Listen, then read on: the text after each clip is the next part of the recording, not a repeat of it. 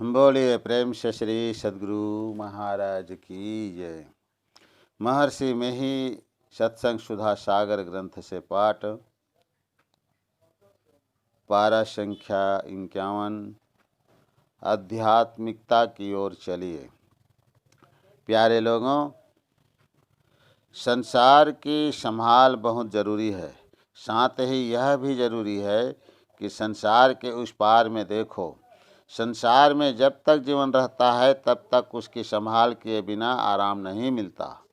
संसार के पार में क्या है, इसकी खबर यदि नहीं लो तो वह आराम, जिस आराम के बाद कोई तकलीफ नहीं आती, जिसके बाद कोई दूसरा आराम पाने की इच्छा नहीं होती, वह आराम नहीं मिलता। संसार में बहुत थोड़ी देर का आराम मिलता है। इस आराम या चैन का सुख क्षणिक है, अपूर्व है, किंतु संसार के बाद का सुख कल्याण पूर्ण और नित्य है।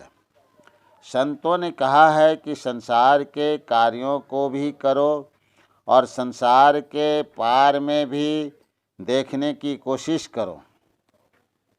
पलटू काज सब करे, सुरती रहे अलगान। पलटू साहब, इसके लिए यत्न सीखो और अमल अभ्यास करो। उस अभ्यास को बढ़ाओ। ऐसी बात नहीं कि संसार का काम करते हुए वह अमल नहीं होगा। शंकराचार्य के हाथ में कितनी काम था। शंकराचार्य के हाथ में कितना काम था, फिर भी वे लोगों को रास्ता बताते फिरते थे कि जिससे संसार का कल्याण हो। शंकराचार्य का कुटुंब समस्त संसार था, वसुधैव कुटुंबकम। संतों ने कहा है कि नैतिकता के पतन से दुख पाओगे। सदाचारहीन होने से नैतिक पतन होगा। सदाचार का पालन करो। सदाचार का पालन करना बिना आध्यात्मिक ज्ञान के नहीं होगा। केवल अधिभौतिक पदार्थों को लेते रहो तब तुम सदाचारी बनोगे, यह नहीं होगा। संसार का पदार्थ यैन कैन विधि से ले सकोगे, किंतु जो रूहानी चीज़ है उसको जिस तिस तरह से नहीं ले सकोगे। दुरस्त और ठीक 1,00,000 व त्रुटिविहीन सदाचार से ही अध्यात्म तत्व का पाना हो सकता है, जिससे शांति दायक सुख है।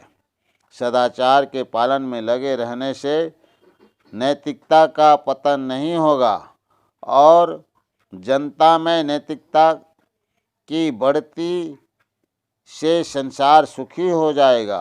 यदि सदाचार से गिरे तो नैतिक पतन वालों को संसार में चैन कहाँ। शंकराचार्य जी महाराज ने लोगों को उपदेश दिया और इससे उन्हें बहुत कष्ट तथा परिश्रम हुआ, तो भी उन्होंने जन सुख हेतु कथित परिश्रम को नहीं छोड़ा। श्री शंकराचार्य जी महाराज का जिस समय आविर्भाव हुआ उस समय आजकल की तरह सवारियां की भरमार सुविधा नहीं थी। पैदल ही उन्होंने सारा देश भ्रमण कर अपना ज्ञान फैलाया। उन्होंने आत्मवत सर्वभूतेषु की पुकार लगाई। सन्यासी होते हुए उन्होंने देश का बहुत बड़ा काम किया।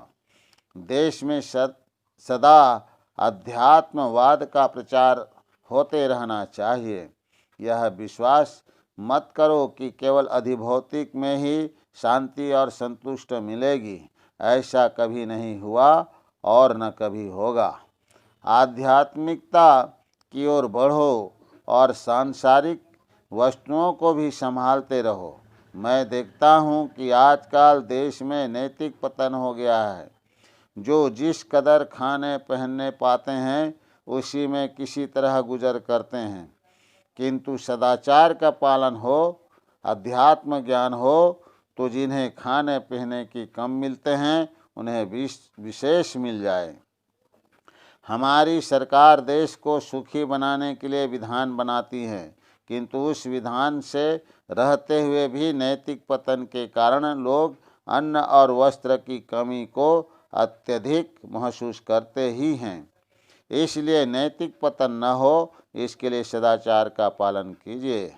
इस सदाचार का अवलंब ईश्वर की भक्ति है। ईश्वर की भक्ति कीजिए अर्थात आध्यात्मिकता की ओर चलिए।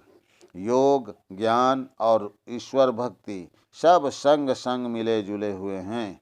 बिना ज्ञान के किसकी भक्ति हो, जान नहीं सकते। भक्ति सेवा को कहते हैं। सेवा में क्या ईश्वर का पैर दबाया जाए या उनको कोई बीमारी है जो उनकी चिकित्सा की जाए, परंतु परमात्मा के लिए यह सेवा नहीं है। यह सेवा साधारण लोगों के लिए है। एक राजा शिकार खेलने के लिए जंगल गया। वहाँ उसने एक भोले भाले सुंदर बालक को देखा। उस बालक की सुंदरता पर मुग्ध होकर राजा ने उसे अपने यहाँ ले जाने की इच्छा उस बालक के समक्ष प्रकट की। बालक बोला, राजा, यदि तुम मेरी शर्त को मंजूर करते हो तो मैं तुम्हारे साथ जाऊं। शर्त यह थी कि मुझे खिलाओ, तुम मत खाओ, मुझे अच्छे अच्छे वस्त्र पहनाओ, तुम मत पहनो, तथा मुझे सुलाओ, तुम मत सो, तुम जग कर मेरी रक्षा करो। राजा ने कहा, ऐसा तो नहीं होगा, किंतु मैं जैसा खाऊंगा तथा पहनूंगा उसी तरह तुम्हें भी खिलाऊंगा तथा पहनाऊंगा, और जिस तरह मेरी सोने पर पहरेदार पहरा करते हैं उसी तरह तुम्हारे सोने पर भी पहरा होगा।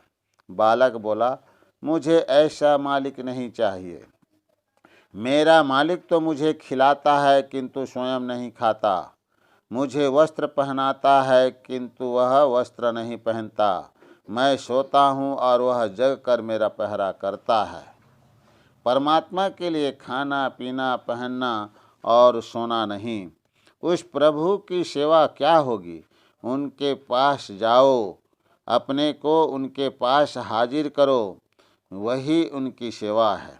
ऐसी सेवकु सेवा करे जिसका जीव तिशु आगे धरे। गुरु नानक साहब। अपने को ईश्वर के चरणों में समर्पित करो, यही संयम है। सम यम के पालन के साथ त्रिवेणी पर सुमिरन करो। सहज समर्पण सुमिरन सेवा, त्रिवेणी तट संयम सपरा। दादू दयाल जी। ऐसा ही सेवक ईश्वर से मिलता है। सदाचार का पालन करना जरूरी है। सदाचार के पालन से संसार में सुख और परलोक में भी मोक्ष मिलेगा। सब लोगों को इसका पालन करना चाहिए। यह प्रवचन पूर्णिया जिला अंतर्गत संत मत सत्संग मंदिर मधुबनी में दिनांक 28/3/1953 ईस्वी को सत्संग में हुआ था। बोलिए प्रेम से श्री सद्गुरु महाराज की जय।